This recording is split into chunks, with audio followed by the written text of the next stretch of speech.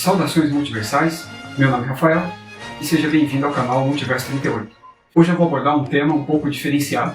Eu vou falar a respeito das publicações de Tokusatsu feitas aqui no Brasil, tanto antigas quanto atualmente, mas o principal aqui é deixar claro que são publicações em formato de HQs, de comics americanas e não mangás. Então aqui, nesse vídeo, a gente vai ver publicações antigas e novas sobre Tokusatsu em formatos de não mangás, ou seja, HQs. Quem viveu em meados dos anos 90, tanto quanto criança, pré-adolescente e adolescente, pôde ter contato com um tipo de publicação, de conteúdo, que é o que a gente via na televisão. Então muitos de nós que viveram naquela época, algumas vezes preferia até comprar HQs do Jaspion, por exemplo, do que do Homem-Aranha, do Super-Homem, do Wolverine, do Batman e qualquer outro. Por gostar muito mais daquele tipo de entretenimento chamado live action, que a gente nem fazia ideia de que tinha esse nome, muito menos Tokusatsu, a gente nem imaginava o que era isso, poder ter um material de leitura que desse continuidade ao que a gente assistia na televisão era o máximo naquela época. Então eu posso dizer que sou sortudo justamente por eu ter vivido essa época. Claro, quem não viveu, não teve esse material, obviamente não vai dar o mesmo valor que eu dava. Eu posso me gabar por ter tido todas as edições, que eram 12 no total, da revista do Jaspion, lançada pela Abril Jovem no começo dos anos 90. Era simplesmente espetacular e, do ponto de vista do marketing, foi uma jogada de mestre que a Abril fez, porque se ela tivesse transformado os quadrinhos do Jaspion em mangá, que era algo que a gente não tinha contato na época, ou o que tinha era muito pouco, provavelmente não faria o mesmo sucesso. Mas o fato deles mantiverem o estilo das histórias seguindo os quadrinhos americanos, que era o que a gente daquela geração estava habituado desde que nasceu, foi muito mais pertinente e muito mais fácil, caiu como uma luva. A gente teve um certo estranhamento inicial, justamente porque aqueles personagens que a gente via nos quadrinhos não pareciam tanto o que a gente via na TV, coisa que o mangá tenta retratar mais fielmente, como é o caso da publicação recente do Jaspion aqui no Brasil. A aceitação acabou sendo mais rápida, porque parecia que a gente estava vendo um gibi dos X-Men ou da Liga, algo do tipo, naquele momento. Então foi, de certa maneira, até tranquilo. Nessa HQ do Jaspion, a gente tinha uma continuação direta dos eventos que ocorreram, com base na série. A gente não precisava ficar imaginando o que teria acontecido com o Jaspion durante a viagem dele quando ele deixou a Terra. Mas a gente pôde acompanhar isso nas histórias por 12 edições. E foi muito bom mesmo. Dentro ainda dessas edições, a gente tinha história solo, por exemplo, de personagens que a gente nem imaginava ver, que justamente por ter visto aquele personagem dentro daquela HQ, eu passei a gostar mais dele do que apenas assistindo ele na série. Um bom exemplo é o Boomerman, por exemplo. Eu jamais pude imaginar ver aquele ator, ver aquele personagem fora do contexto da série televisiva. Só que a gente podia encontrar histórias dele, solo ainda, dentro daquela HQ. E aquilo era simplesmente incrível, demais.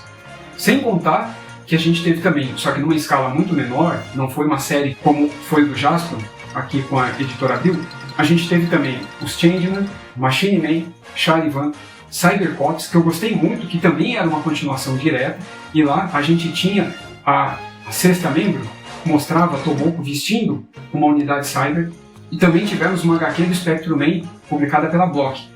O visual dele era bastante descaracterizado e houve uma alteração, né, no logotipo ali da marca da série. Eu acredito que tenha sido justamente para evitar problemas relacionados a direitos autorais, mas que também era muito boa, apesar de ser já mais bizarro, e eu não entendia se aquilo era uma continuação, tinha a ver com o universo do Spectrum-Man, da série live action. Isso não tinha como negar, mas eu não sabia onde encaixar aqueles eventos, se eles haviam começado do zero ou não. Também posso citar outras aqui. Teve Kamen Rider, só que, na minha opinião, para mim, ela não foi tão nostálgica, né, e tão boa quanto as anteriores, principalmente a do Jasper, no caso. Tivemos paródias dos Trapalhões, principalmente, a respeito do Jiraiya e outros heróis japoneses. E também tivemos uma versão Kids dos Changeman, que eram os Change Kids. Tudo isso representou uma fase muito boa no universo das publicações aqui no Brasil, e eram todas publicações essencialmente brasileiras. Contudo, o universo dos Tokusatsu, nesse formato, ele não foi esquecido. Ainda é possível ler esse tipo de publicação, só que de uma maneira muito mais oficial, entende-se aí, licenciada, do que era antigamente. Hoje a gente consegue ler histórias inspiradas nos personagens atuais, ou não, tem clássicos também aí na história, que eu já vou citar, seguindo esse padrão de quadrinho ocidental. Eu não vou chamar só americano, mas ele se encaixaria mais na categoria americana, porque esse tipo de HQ, de Super Sentai ou Tokusatsu em geral, lançado aqui no Ocidente, ele parece muito mais com um quadrinho de super-herói, e não tanto um quadrinho europeu ou qualquer outro quadrinho lançado no Ocidente, por exemplo. Então eu vou fazer aqui algumas recomendações de material atual que vale a pena você ler, que não só já saiu, tem sagas e fases aí terminadas, como foi prometido material novo para 2021. Então eu vou começar pelo mais antigo, que é a franquia Power Ranger, que ela vale muito ser lida, vale muito investir tempo, dinheiro nem tanto, a não ser que você queira ler no original, nesse tipo de mídia para a franquia. Por que eu digo isso? A franquia Power Ranger, diferentemente do que acontece com a Marvel e a DC, por exemplo, ela vem seguindo o caminho inverso. Enquanto o mundo dos super-heróis que existem há mais de 80 anos, eles estão migrando aos poucos de uma mídia para outra, né, saindo dos quadrinhos para migrar de vez para o universo das animações e dos filmes. Eu acredito que o futuro será esse. O título dos Power Rangers, por exemplo, eles seguem o caminho inverso. Você começou com a série live action, aí foi para o cinema no meio dos anos 90, depois teve mais 2 adaptações para o cinema. Mas antes dessa última adaptação, lá em 2016, para o final de 2015, começo de 2016, os quadrinhos começaram. E os quadrinhos, desde lá até hoje, até então, ganharam uma notoriedade maior, ficaram mais populares e agradaram um público que não necessariamente curtiam a série. Pessoas que começaram a assistir a série dos Power Rangers quando eram crianças e aí, automaticamente, tá, por uma série de fatores aí no caso, eles pararam de gostar ou deixaram de assistir por algum motivo. E mesmo tentando voltar com a facilidade que a gente tem hoje, com a Netflix, outros serviços de streaming, com o canal Load, seja na própria televisão ou na versão streaming dele, no próprio site, mesmo isso, algumas vezes, não é o suficiente para fazer com que um antigo público volte a consumir esse produto. Já com os quadrinhos fica mais fácil, porque dentro do universo dos quadrinhos, o mundo dos Tokusatsu de uma maneira geral e principalmente o dos Rangers, ele é muito mais coeso, faz muito mais sentido e elimina vários erros de continuidade e cronologia, incluindo até de roteiro. Com a série live action, você tinha a obrigação de adaptar eventos importados de outro lugar, de outro continente, né, do mundo, entre outras dificuldades, orçamentária, por se tratar de um live action, por exemplo, envolver atores, pessoas e tudo mais, efeitos especiais e qualquer outro tipo de dificuldade que venha a calhar aqui. Com o HQ você eliminou tudo isso. E você não só deu continuidade às histórias, como você passou a dar sentido a todo esse universo que havia sido criado anteriormente nas séries de televisão, mas que não tinham a pretensão de abarcar um universo maior, uma totalidade maior. Hoje, você tem todos esses universos de cada uma das séries amarrados dentro de um multiverso criado para os quadrinhos, mas que agora ele é aceito como canônico até para o universo das séries, a partir de 2020, algo que deu muito mais sentido e deixou a série mais palatável para a maioria das pessoas assistirem, mas principalmente para quem estava de fora desse nicho. Ela é bastante aceita e consumida por fãs de quadrinhos de super-heróis, que, por exemplo, lia ou lê ainda quadrinhos da Liga da Justiça, tanto ou só do Superman, do Batman, da Mulher Maravilha, ou quadrinhos da Marvel, dos X-Men, dos Vingadores, por exemplo, vai se identificar facilmente e não vai ter dificuldade de transitar por esse universo criado para os quadrinhos devido à familiaridade que a pessoa já tem com os quadrinhos americanos de super-heróis, por isso que eu friso aí de serem comics americanas e não só quadrinhos ocidentais, e também por conhecer a franquia Power Ranger de alguma forma. Mesmo que nunca tenha assistido a série, a pessoa conhece. Não importa a idade que ela tenha, seja um recém-nascido ou um idoso com mais de 100 anos, eu sei que a pessoa já ouviu falar, ela não pode negar isso. Então a gente tem aqui um material muito mais coerente e que agrada mais adultos atualmente do que crianças. As crianças podem consumir, consomem devido aos personagens que elas assistem estarem nessas HQs, os brinquedos que elas brincam também estão nessas HQs, elas mantêm o mesmo padrão visual chamativo, tanto das séries Tokusatsu, principalmente as Super Sentais, quanto as HQs de super-heróis americanas, são elementos que atraem e mantêm cativo o público mais jovem.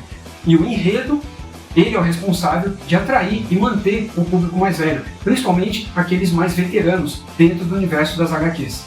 E diferentemente dos quadrinhos de super-heróis, esse dos Rangers, eles entregam um começo, meio, fim de saga, personagens melhores trabalhados em relação à série de TV, por exemplo. Você tem a habilidade de cada um deles mais trabalhada por ter mais tempo de fazer isso, por ser algo seriado, mas não contido em cada episódio como era na televisão, por exemplo. Então vale muito a pena investir, mas o que tem que ficar claro é que o universo dos quadrinhos, ele trabalha com todos os elementos da série, ele não ignora nada, mas ele começou a contar meio que do zero a origem desse universo. O problema agora é a forma como ela deve ser consumida. Infelizmente, as editoras ainda não abriram os olhos para esse tipo de publicação. Talvez por achar que ainda não é o momento, devido à crise editorial que o Brasil vem sofrendo, mas não só o Brasil, o mundo todo passa por isso também. Mas talvez no Brasil seja pior, porque a quantidade de leitores aqui é muito menor do que nesses outros países. Não houve interesse de lançar. A gente apenas teve um encadernado, lançado pela Panini, que corresponde a parte dessa primeira fase, iniciada lá em 2016. Ela está disponível na Amazon até hoje lá para você comprar esse material. Todo o restante foi lançado apenas lá fora, e é um material que corresponde aos anos de 2016 e 2020, praticamente segundo semestre de 2020, que aí é quando terminaram as sagas, houve a divisão das revistas, e agora elas vão continuar em 2021. Então, ou você consome diretamente no original a versão digital do material, essa é uma opção. A segunda é você importar o material impresso lá de fora, é a segunda opção. E a terceira é você ler o material traduzido e distribuído de maneira não oficial aqui no Brasil. Infelizmente é assim, tá? Mesmo que eu aqui esteja falando, esteja tentando incentivar a leitura e o consumo desse material, infelizmente ele não existe de maneira oficial aqui no Brasil, além desse que eu citei, disponível apenas na Amazon atualmente. Além dos Power Rangers, vale citar também uma outra série que está fazendo muito sucesso e me agradando bastante do ponto de vista da qualidade, tanto do roteiro quanto dos desenhos. E eu estou me referindo aqui ao Ultraman. Atualmente, a série vem passando por uma ascensão de popularidade muito grande devido à última série. Na verdade, devido às 4 últimas séries. Mas, na verdade ainda, eu ouso dizer que desde Tiga que a popularidade da série começou a crescer gradualmente. E essa popularidade, ela se refletiu tanto no mangá, que é uma continuação direta aos eventos da primeira série do Ultraman, e que por sua vez teve uma versão, ou spin-off, animada, distribuída pela Netflix aqui no Ocidente. Mas a gente tem também uma versão também seguindo o padrão de comics americano e tudo mais, de quadrinhos americanos, lançado em 2019, chamado Ultraman, que ele homenageia o Ultraman original, ele reconta essa fase, mas sem ignorar o que aconteceu. Então, eu achei uma jogada muito inteligente essa forma com que eles abordaram. Então lá, eles não ignoraram o que aconteceu em 1966, você tem lá o evento que dá origem ao Ultraman original, o primeiro Ultraman, e depois a história contextualiza esse mesmo evento, mas para os dias atuais. Então aconteceu aquilo que aconteceu, como aconteceu na série original, só que aconteceu novamente agora, nos tempos atuais. E isso é legal você ver como isso foi trabalhado. Então a gente tem aqui um Hayata, eu não vou falar mais jovem, eu acredito que a idade é equivalente ao que o Ultraman original tinha na época. Mas o que aconteceu com o Ultraman original em 66, aqui nessa HQ, não foi com o Hayata, foi com uma outra pessoa. Com o Hayata está acontecendo nos tempos atuais. Então o único spoiler que eu vou colocar é esse. Então vale muito a pena. A série terminou, tá? São 5 volumes, se eu não me engano, 5 ou 6, e ela chama Rise of Ultraman. E agora ela foi renovada por uma segunda série, que aí seria a Ascensão do Ultraman. Essa eu ainda não li nenhum material. Essa chegou recentemente lá fora e ela sofre do mesmo problema da série em quadrinhos dos Power Rangers, tá? É um material que não foi lançado aqui, nem digital, nem impresso, de maneira alguma. Essa só consumindo mesmo, digitalmente, no original, em inglês, ou importando a versão impressa no original, em inglês, ou lendo um material traduzido e distribuído de maneira não oficial aqui no Brasil. E o Ultraman, ele já teve uma passagem, tanto eu mencionei o Tiga, mas não foi à toa. Já houve uma série do Ultraman Tiga lançada lá fora também, nos Estados Unidos. Vale a pena também correr atrás desse material.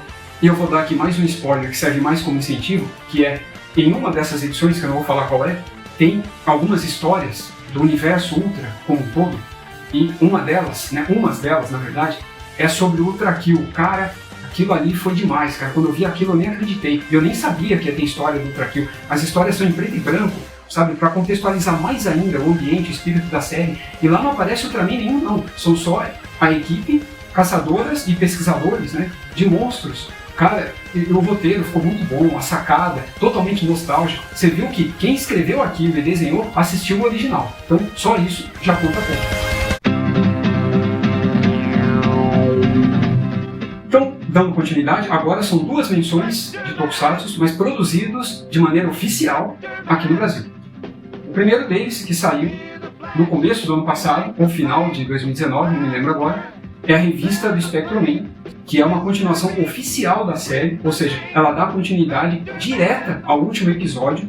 Ela possui uma versão online para ser lida e comprada no site do autor, e você também pode adquirir a versão impressa. Apesar de eu ainda não ter lido, mas conheço toda a história por trás dessa publicação e sei do que ela trata, eu já acho que é um material assim essencial para quem é fã, não só de Spectroman, mas de Tokusatsu. A franquia Spectroman ela é muito mais nostálgica para a gente aqui do que o próprio Ultraman. Quem assistiu National Kid e Ultraman logo que começou a passar aqui na televisão brasileira, obviamente que não vai concordar comigo. Mas para quem começou a ver primeiro Spectroman antes de Ultraman, aí acho que vai concordar. Apesar de Spectroman ter começado a passar aqui no Brasil muito antes de eu ter nascido, quando ele voltou a passar na televisão brasileira, no caso, se não me engano, no SBT, foi quando eu comecei a ver, que foi nos anos 80. Então, para mim, é mais nostálgico. Nessa época, o Ultraman já tinha parado de passar aqui no Brasil. Pelo menos eu me lembro dessa forma. Então, para mim, apesar do Ultraman ter começado e terminado apenas naquela série live action, ela é muito mais nostálgica do que a do Ultraman, por exemplo. Mas eu sei que a franquia do Ultraman, obviamente, ela é muito melhor pelo peso histórico e todo o referencial cultural que ela representa hoje dentro da indústria dos quadrinhos e do entretenimento de uma maneira geral. O Spectroman foi praticamente esquecido por todos. Quem faz questão de relembrar dele somos nós, brasileiros, assim como o Jasper. É bem semelhante.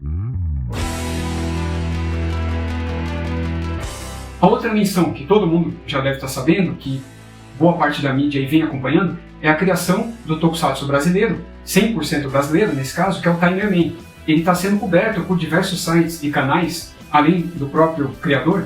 Isso acaba tornando a divulgação mais massiva e, por consequência, aumenta o alcance, abrangendo mais pessoas cada vez mais. E o Timerman, ele já chegou quebrando a banca. Ele já foi anunciado aí para todo tipo de mídia existente, filme, série, live action, animação e quadrinho. Infelizmente ainda não pude ler ou assistir um episódio completo que já esteja pronto de nenhum desses materiais. Mas eu estou acompanhando toda a divulgação, todo o trabalho feito, todo o financiamento, todo o incentivo e empenho das pessoas por trás da história, né, desse marco do Tokusatsu aqui no Brasil. Que esse realmente é um verdadeiro marco para o Tokusatsu aqui no Brasil, em sua origem mesmo, que é a sua versão em live action. Então o Timerman é um projeto extremamente ousado e que é incrível a gente ver como ele está dando certo. Então eu recomendo bastante que vocês acessem tanto o site quanto o perfil no Instagram do criador, conheçam, quem tiver interesse e puder ajudar, claro, as formas de contribuir, né, para o financiamento, para que essas obras sejam concretizadas. Vale muito a pena, pelo menos para conhecer, tá? Infelizmente ainda não pude ler nada, nem assistir nada, então não tem como eu deixar algum parecer. Mas só pelo fato disso estar sendo feito, né, sendo criado, já é por si só um marco, independente de ficar bom ou não. É algo extremamente válido e necessário aqui pra gente, porque nós brasileiros somos, dentro aqui do Ocidente, os maiores fãs de Tokusatsu. Então foi isso. Espero que esse programa aqui tenha ajudado. Ele foi mais uma curiosidade e indicações a respeito de um conteúdo que eu abordo pouco, apesar dele fazer parte, né, da proposta do meu canal, mas eu acabo falando muito pouco sobre ele pela falta de tempo e por estar priorizando menos esse assunto nesse momento mesmo, falando a verdade para vocês. Espero que tenham gostado, tá? Comentem aí se vocês conhecem algum dos novos do que eu estou indicando, ou já ouviram falar pelo menos, e se você já teve contato com um material antigo lançado aqui no Brasil no começo dos anos 90. Então foi isso. Grande abraço e até o próximo vídeo. O nosso planeta está correndo perigo, pois o mal que o domina não tem